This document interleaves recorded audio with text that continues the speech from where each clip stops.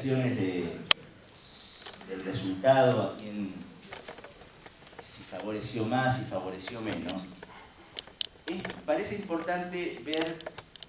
de qué se trata el debate y la aplicación del tipo de recursos, los recursos de amparo hoy en la Argentina. El problema tiene similitud con el debate sobre los derechos de propiedad. Los derechos de propiedad. Cuando el derecho de propiedad en su nacimiento allá en la Edad Media surgió como una forma de protegerse de los señores feudales menos poderosos frente al absolutismo monárquico, y entonces apareció como un derecho de los supuestos más débiles en una sociedad de ciudadanías restringidas. Después fue reconvertido, y particularmente durante la época del capitalismo, se instaló no ya como el derecho de propiedad de los más débiles frente al absolutismo, sino a partir de una supuesta defensa de los intereses individuales frente al Estado, se instaló como eje de la protección de los más poderosos, en el centro puesto los derechos a la propiedad y los medios de producción. Esto tiene una similitud, uno puede hacer con esto una analogía, porque de hecho estos derechos de protección individuales frente a supuestas arbitrariedades de normas legales surgieron como forma del garantismo frente a la prepotencia estatal, y en determinados momentos en la Argentina, cuando se implementaron, tendieron a aumentar las protecciones individuales frente al abuso estatal, con todo el legado que había dejado la dictadura militar en términos de la violación de los derechos civiles. Sin embargo, en esta etapa de transición, estos derechos, si se conservan solo en su estructura, estos recursos, si se conservan en su estructura de defensa frente al Estado, cuando hay otro Estado, este no es el Estado de la dictadura militar, este es un Estado que ha encarado un proceso de transición y de reformas, hoy son recuperados para ser utilizados por parte del poder concentrado en función de protegerse de las políticas estatales que tienden a transformar la realidad de la Argentina. Y la verdad que el Poder Judicial, esto demuestra, sigue estando estructurado, más allá de la Corte, porque la Corte ha fallado sobre un amparo que dictó un juez de primera instancia, y aparentemente van a aparecer una cantidad de protecciones, de amparos, hechos por los jueces de primera instancia, no en función de la protección de los más débiles, sino mal utilizando un recurso que fue creado para eso, en función de la protección de los intereses de los poderosos. Entonces, aquí aparece un problema que hoy que hoy tenemos, que es una lectura literal y liberal sobre los problemas de los derechos humanos, hoy puede ser utilizada por parte del poder económico concentrado para combatir nuestra política. En esto tenemos que elaborar un discurso muy claro. Aquí es necesario debatir con la Corte, más allá del fallo. Es necesario hacer un debate profundo y sustantivo respecto a este fallo de la Corte Suprema de Justicia, no por el fallo en sí, sino lo que implica la aplicación de derechos de protección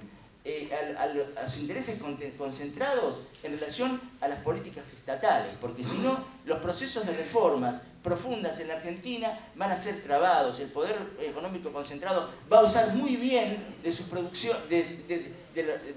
las leyes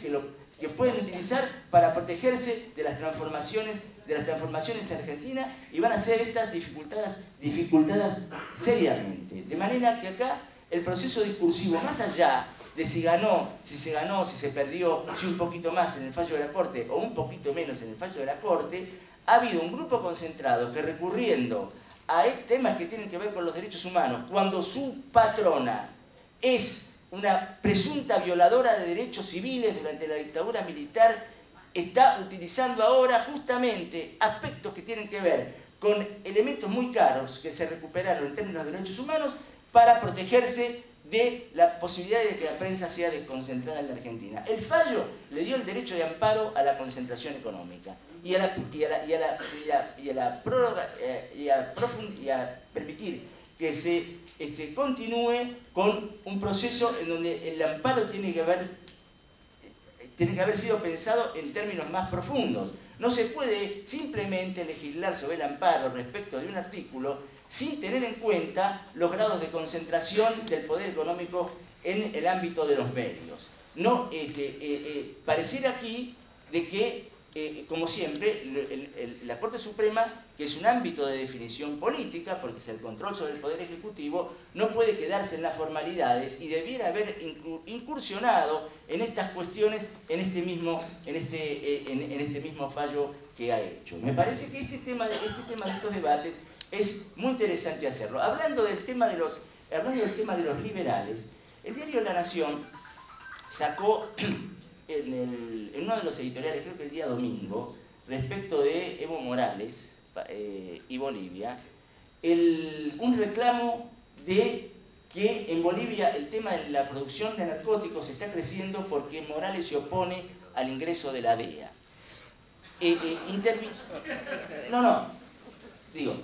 Este es un tema, y la DEA está haciendo esfuerzos por penetrar de vuelta en Bolivia. Este tema de Bolivia y el tema de Ecuador, también el propio diario Liberal lo refleja también en un editorial donde pone de que el conjunto de los gobiernos, Ecuador, Bolivia, Venezuela y Argentina, en realidad son autoritarismos y refiere a una cantidad de políticas. No discute la legitimidad de origen de los gobiernos, porque para el liberalismo la democracia no tiene como centro la legitimidad de origen de los gobiernos, sino tiene como eje el respeto de las garantías individuales, entendidas como el respeto de las garantías empresarias frente al poder económico. Y esto es muy asociable a los problemas que hoy se están discutiendo en el debate político e ideológico en América Latina. En ese sentido, y hoy voy a hacer una autorreferencia, hay un artículo hoy de Alfredo Zayat en página 12 en relación a la corrupción, donde cita un trabajo que hicimos en el Centro Oeste, en el CEFIDAR, en relación a qué estructura tiene hoy la corrupción en el ámbito internacional respecto a la importancia de los distintos factores de corrupción en el movimiento de fondos legítimos de fondos ilegítimos a nivel internacional o de ilicitudes a nivel internacional. Y cuando uno mira eso, solo el 3% de los fondos ilícitos están involucrados los gobiernos. Y en el 30 y pico % aparecen operaciones de orden criminal. El resto, el 60 y pico, las 2/3 partes de los ilícitos a nivel internacional que involucran aspectos de la corrupción son realizados por las transnacionales, los grandes y los grandes bancos, y responden al tipo de operaciones como las que realizó, como el que está estos días discutiéndose alrededor, lo ponen a saber, alrededor de la empresa Bungebón. Ahora,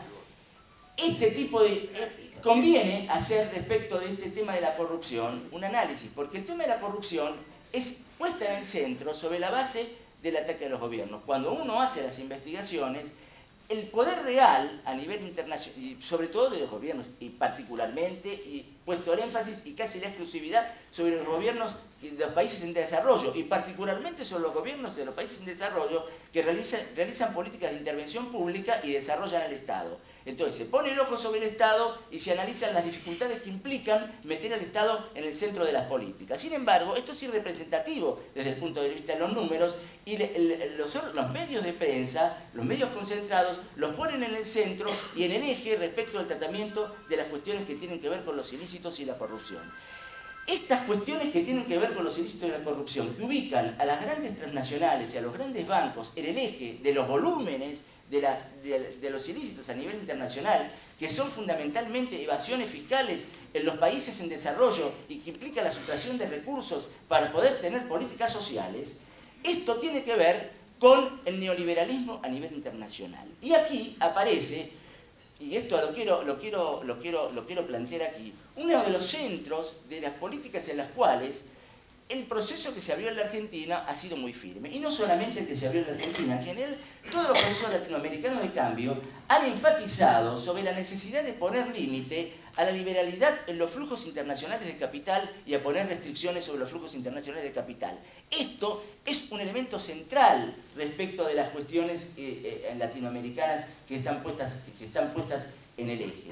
Y han sido también las razones que han originado la crisis internacional, pero también son las razones por las cuales, a la salida de la crisis internacional, los mismos que en algún momento iniciaron las ideas tibias de plantear los controles de capitales, se han retirado y vuelve a tener centralidad el planteo de que lo principal es garantizar los derechos de propiedad, los derechos de libre tránsito del capital, etc. Como que el tema inicial de la crisis se resuelve y volvemos al viejo discurso.